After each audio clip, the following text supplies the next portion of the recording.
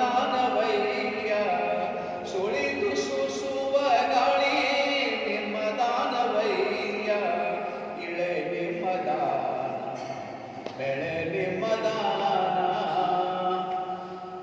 ಎತ್ತು ನಿಮ್ಮ ದಾನ ಬಿತ್ತು ನಿಮ್ಮ ದಾನ ಎತ್ತು ನಿಮ್ಮ ದಾನ ಬಿತ್ತು ನಿಮ್ಮ ದಾನ ಸುತ್ತಿ ಹರಿವ ಸಾಗರ ನಿಮ್ಮ ದಾನವಯ್ಯ ಸುತ್ತಿ ಹರಿವ ಸಾಗರ ನಿಮ್ಮ ದಾನವಯ್ಯ ನಿಮ್ಮ ದಾನವ ನುಂಡು ಅನ್ಯರ ಬಗಳುವ ನಿಮ್ಮ ದಾನವ ನುಂಡು ಅನ್ಯರ ಬಗಳುವ ಕುನ್ನಿಗಳನೇ ನೆಂಬೆ ರಾಮನಾಥ ಕುನ್ನಿಗಳನೇ ನೆಂಬೆ ರಾಮನಾಥ ಇಳೆ ನಿಮ್ಮ ದಾನ ಬೆಳೆ ನಿಮ್ಮ ದಾನ 20 rupees received on Bharat Pay. ಹಿರಿಯ ಬಸವಣ್ಣವರ ಹಿರಿಯ ಸಮಕಾಲೀನರಾಗಿರ್ತಕ್ಕಂಥ ಜೇಡರ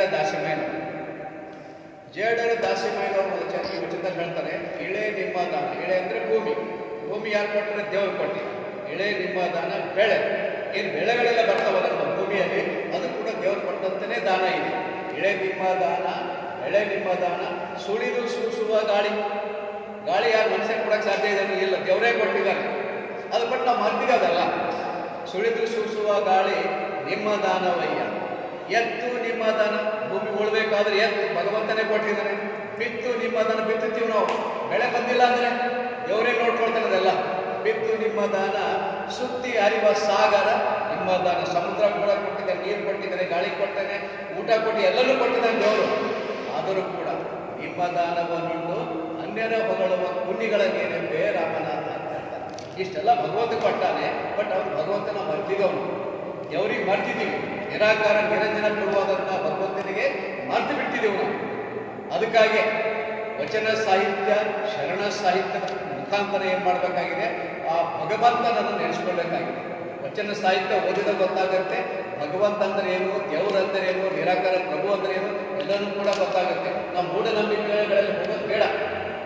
ವಚನ ಸಾಹಿತ್ಯದ ಮುಖಾಂತರ ನಡೆದ್ರೆ ಸಾಕಷ್ಟು ನಮಗೆ ತೃಪ್ತಿ ಸಿಗುತ್ತೆ.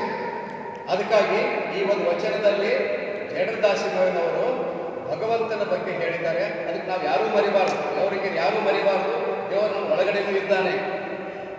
ಜಗದಗಲ ಮುಗಿಲಗಲ ಬಿಗೆಯಗಲ ನಿಮ್ಮಗಲ ಪಾತಾಳದಿಂದ ತತ್ತ ನಿಮ್ಮ ಶ್ರೀಚರಣ ಬ್ರಹ್ಮಾಂಡದಿಂದ ತತ್ತ ನಿಮ್ಮ ಶ್ರೀಮುಕುಟ ಅಗಮ್ಯ ಅಗೋಚರ ಅಪ್ರತಿಮ ಅಪ್ರಮಾಣ ಲಿಂಗವೇ ಕೂಡಲ ಸಂಗಮ ದೇವ ನೀವೆನ್ನ ಕರಸ್ಥಳಕ್ಕೆ ಬಂದು ಚುಡುತ್ತಾದಿರಯ್ಯ. ಆ ಪರಾತ್ಪರ ವಸ್ತು ಏನಿದೆ ಅಲ್ಲ, ಭಗವಂತ ನಿರಾಕಾರ ಇದ್ದಾನೆ, ಆಕಾರ ಇಲ್ಲ. ಪ್ರಮಾಣಿಸ್ಕೊಳಕ್ಕೆ ಸಾಧ್ಯ ಇಲ್ಲ. ಅಪ್ರತಿಮ ರೂಪನೇ ಇಲ್ಲ. ಅಂತ ಭಗವಂತನಿಗೆ ಬಸವಣ್ಣ ಏನು ಮಾಡಿದ್ರು ಅಂದರೆ ಲಿಂಗದಲ್ಲಿ ಇಷ್ಟಲಿಂಗದ ಮುಖಾಂತರ ಕೊಟ್ಟಿದ್ದಾರೆ ನಮಗೆ. ಆ ಇಷ್ಟಲಿಂಗ ಪೂಜೆ ಮಾಡಬೇಕು. ಒಳಗಡೆ ಇರತಕ್ಕಂಥ ಪ್ರಾಣಲಿಂಗ, ಸ್ಥೂಲ ಶರೀರಕ್ಕೆ ಇಷ್ಟಲಿಂಗ, ಸೂಕ್ಷ್ಮ ಶರೀರಕ್ಕೆ ಪ್ರಾಣಲಿಂಗ, ಆಮೇಲೆ ಇನ್ನೊಂದು ಕಾರ್ಯ ಶರೀರಕ್ಕೆ ಭಾವಲಿಂಗ.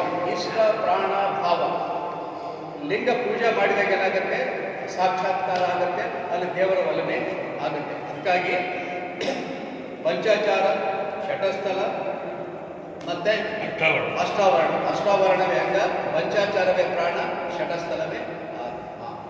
ಪಂಚಾಚಾರ ಅಂದ್ರೆ ಏನು? ಲಿಂಗಾಚಾರ, ಶಿವಾಚಾರ, ಸದಾಚಾರ, ವೃತ್ತಾಚಾರ, ಗಣಾಚಾರ, 5 ಆಚಾರ.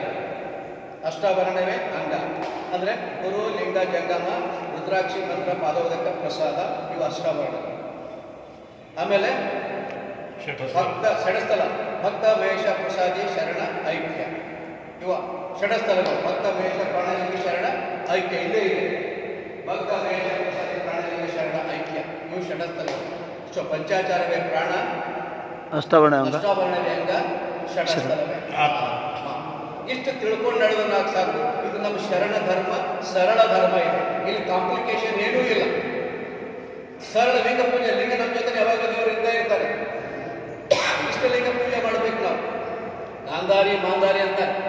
ಗಾಂಧಾರಿನ 12 ರಾತ್ರಿ 12 ಗಂಟೆಯಿಂದ 3 ಗಂಟೆವರೆಗೆ ಗಾಂಧಾರಿ ಅಂತಾರೆ. ಅದಕ್ಕೆ 3 ಗಂಟೆಯಿಂದ 6 ಗಂಟೆವರೆಗೆ ಮಾಂಧಾರಿ ಅಂತಾರೆ. ಅವಾಗ ಪೂಜೆ ಮಾಡಿದ್ರೆ ನಿಮಗೆ ಏನು ಕಿರಣ, ದೇವರು ಭಗವಂತನ ಏನಿದೆ ಕಿರಣ ಇದೆಯಲ್ಲ, ಅದು ಜಾಸ್ತಿ ಭೂಮಿ ಮೇಲೆ ಬಿಡ್ತಾ ಇರುತ್ತೆ. ಅವಾಗ ಏನಾಗ್ತದೆ ನಮಗೆ ಪ್ರಾಣ ಈಗ ಜಾಗೃತ ಆಗುತ್ತೆ. ಅದಕ್ಕಾಗಿ ನಾವೆಲ್ಲರೂ ಕೂಡ ಮೂಢನಂಬಿಕೆಗಳಿಗೆ ಹೋಗ್ಲಾರ್ದಂಗೆ ದೇವ್ರ ಮೇಲೆ ಭಕ್ತಿ ಇಡಬೇಕು, ಬಸವಣ್ಣ ಮೇಲೆ ಭಕ್ತಿ ಇಡಬೇಕು. ನಂಬಿದವರಿಗೆ ಈ ಭೂಮಿಯೇ ಬಸವಾಗಿಲ್ಲ ಅಂತ ನಂಬದೇ ನಚ್ಚದೆ ಬರದೆ ಕರೆಯವರು, ನಂಬಿ ಕರೆದರೆ ಓ ಎನ್ನನೇ ಶಿವನು, ನಂಬದೇ ನಚ್ಚದೆ ಬರದೆ ಕರೆಯವರ ಕೊಂಬ ಮೆಟ್ಟಿ ಅಂತ ನಂಬಬೇಕು. ನಾವು ದೇವ್ರು ಇದ್ದಾರೆ ಅಂತ ನಂಬಬೇಕು. ಫಸ್ಟ್ ನಂಬಿದವರಿಗೆ ದೇವ್ರು ಇದ್ದೇ ಇರ್ತಾರೆ. ಯಾರಿಗೆ ನಂಬಿಕೆ ಇಲ್ಲ ಅವ್ರಿಗೆ ದೇವ್ರು ಸಿಗಲ್ಲ ಅಷ್ಟೇ. ದೇವ್ರ ಹತ್ರ ಏನು ಆತ್ಮ ಜಾಗೃತ ಆಗಬೇಕು. ನಾನು ಕೂಡ ಭಗವಂತನ ರೂಪನೇ ಇದ್ದೀನಿ. ಪ್ರಾಣಲಿಂಗ ಜಾಗೃತ ಆಗಬೇಕು, ಭಾವಲಿಂಗ ಜಾಗೃತ ಆಗಬೇಕಾದ್ರೆ ನಂಬಬೇಕಾಗುತ್ತೆ. ಅದಕ್ಕಾಗಿ ನಂಬದೇ ನಚ್ಚದೆ ಬರದೆ ಕರೆಯವರ ಕೊಂಬ ಮೆಟ್ಟಿಟ್ಟು ಅಂತ ನಮ್ಮ ಪ್ರಸನ್ನ. ಇಲ್ಲಿವರೆಗೆ ಒಂದೆರಡು ಮಾತುಗಳು ಆಡಬೇಕಂತೇಳಿ ಶರಣರ ಆಜ್ಞೆ ಆಗಿತ್ತು. ಅದಕ್ಕಾಗಿ ನಾವು ಎಲ್ಲರಿಗೂ ಧನ್ಯವಾದ ಹೇಳಿ